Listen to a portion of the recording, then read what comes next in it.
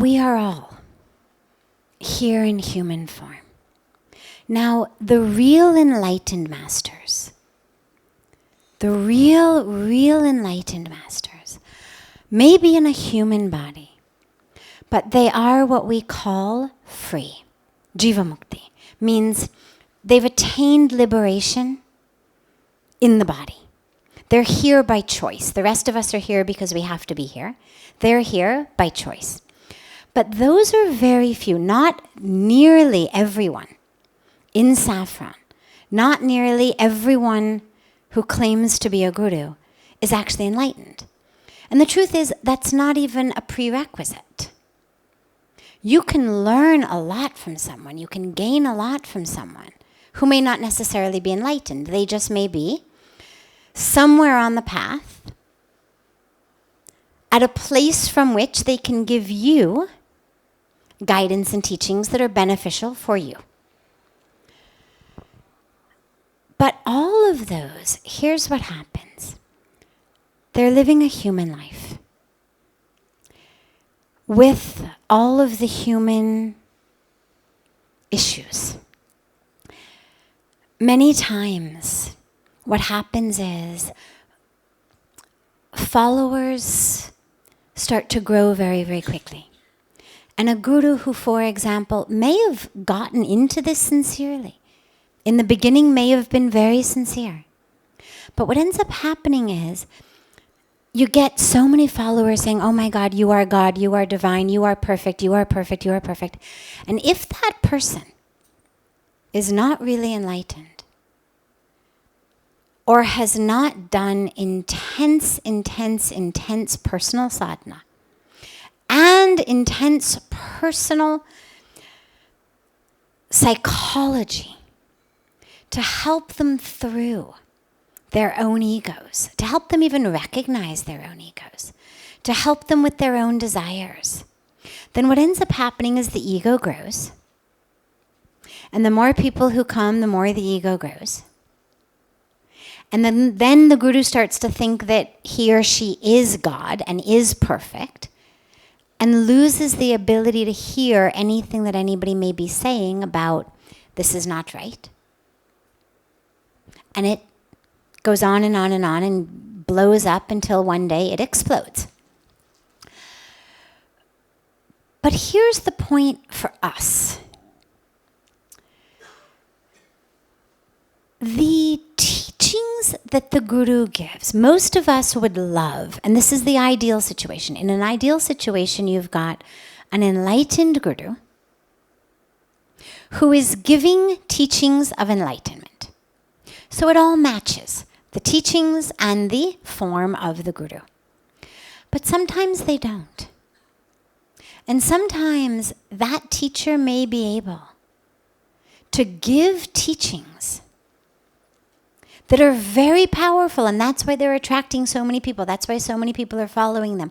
That's why so many people are benefiting from the teachings. The guru may be corrupt or a problem, but the people who are doing the teachings are sincere. They're benefiting from them, which means that there's something in the teachings themselves, separate from the guru, that is true and beneficial. Your doctor may be crazy, but that doesn't mean that the medicine he prescribes you isn't going to work. Now, it would be nice to have a doctor who was very sane, brilliant, wonderful, perfect, and who prescribed the right medicine. In an ideal world, it would always go together. But what you see frequently in a spiritual world, more frequently than it should happen, sadly, is vessels of teachings. The teachings are pure. The teachings are beneficial, and you see it by all the followers who are benefiting by them. But the vessels are not actually that pure. The vessels have gotten slightly contaminated by ego, by desire, by greed, by lust, by whatever it is, some combination thereof. But as a follower, don't lose faith in the teachings just because the vessel they came through has proven not to be perfect. We put a lot on the Guru. And again, if it's an enlightened master, no problem. You can put everything on it and you're never going to be let down. But if it's not, if it's just a sadhak human being who happens to have attained some realizations, who has attained some awareness, who has learned some teachings, who got into this sincerely, but who ended up getting wrapped in their own maya, who got wrapped in their own ego, who got wrapped in the whole drama, and ended up getting pulled off the track by temptations, by ego, by fear, by greed, whatever it is. But remember that the teachings only come through the Guru. And so the first really important part of that is that if you have benefited by the teachings, don't say fake. The Guru may not be someone you want to have faith in now. They may be someone who has definitely not conquered their ego, who has not conquered their greed, who has not conquered their lust, who has not conquered that. Fine, they're human. They're human like a lot of other humans outside. Don't bow down to them, fine. Don't have faith in them, fine. But don't lose faith in the teaching that came through them just because the vessel wasn't perfect. Sometimes, for some reason, God tends to choose very imperfect vessels for very beautiful teachings. And we've seen it a lot through history. So I would say, hold on to the teachings if they benefit you. And whatever the Guru has done or is doing, that's between the Guru and God or the Guru and their own karma.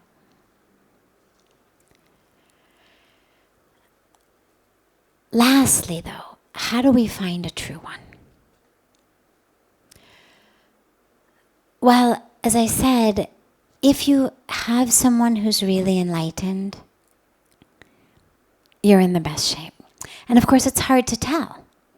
Because if we're not enlightened, it's very hard to tell someone who is. But all I can do is I can give just a very couple hints of how to know if someone is real or isn't real. And the first and the most important, from what I've seen, this isn't scripture, it's not canon, it's just from my personal experience. The more someone tries to convince you they're enlightened, the more someone tries to convince you they are the right Guru for you, the more they try to convince you that they are the best, the most divine, the most enlightened, the faster you should run in the other direction.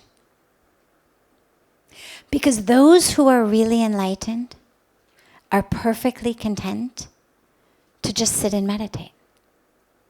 They're not looking to grab people, to make disciples, or perfectly content to serve the world. I mean, Puja Swamiji, for example, people come to meet. He meets them because as a guru, that's what he does. But if nobody's there, he's very happy to meditate, to make more plans for how he's going to serve the world. Where are we going to plant more trees? Where are we going to build more toilets? Where are we going to open more schools? He's not looking for how is he going to convince more people, or, oh my God, there's, nobody came to meet today.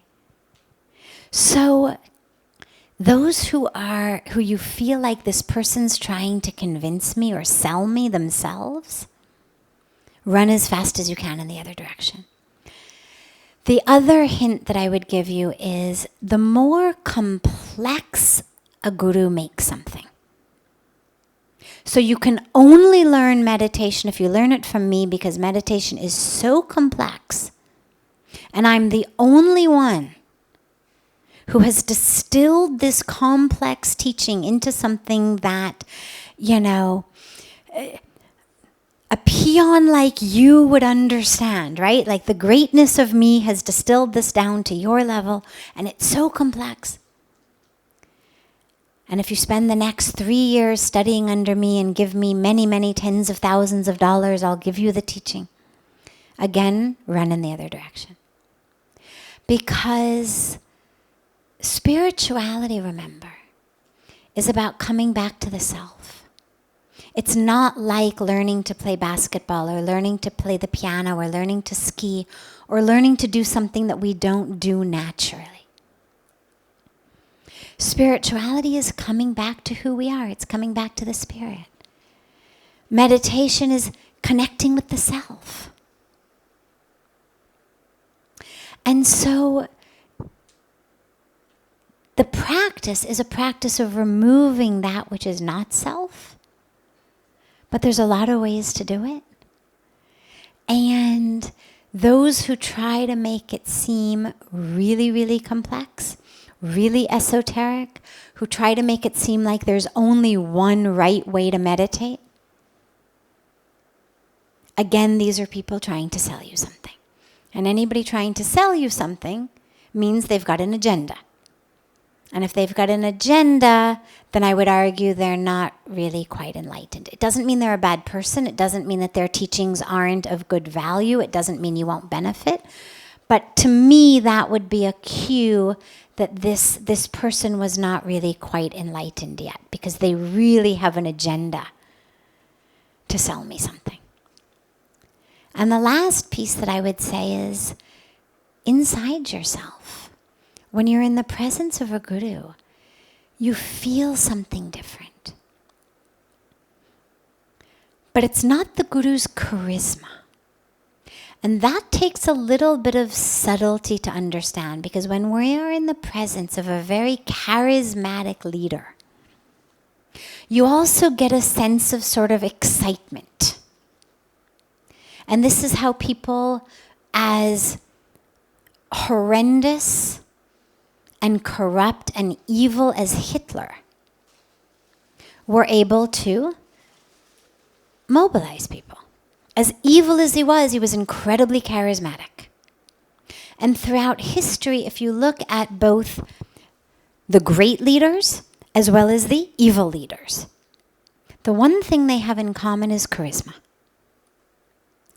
And so what you want to understand subtly within yourself is, am I attracted to the charisma of this person?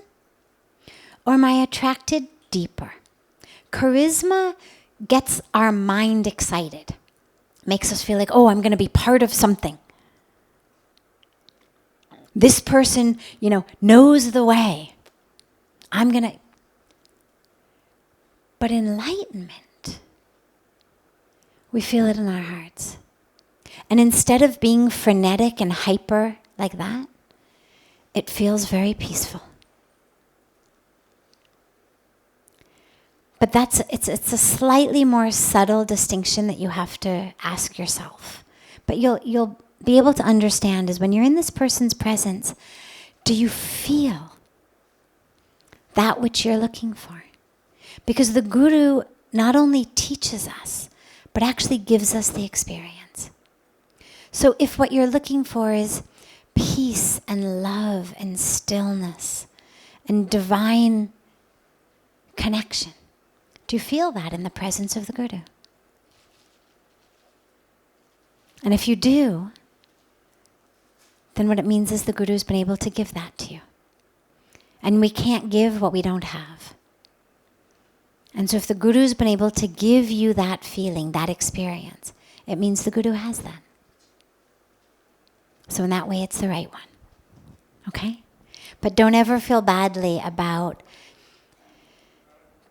people or gurus you had faith in who turned out not to be worthy of it, because you learned something from it.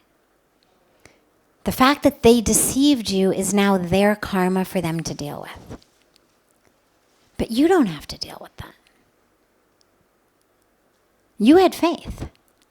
And that faith will bear fruit. It's already bearing fruit. Whether they were worthy of your faith or not. Through the teachings, through the experience of having faith, You've grown, you've evolved.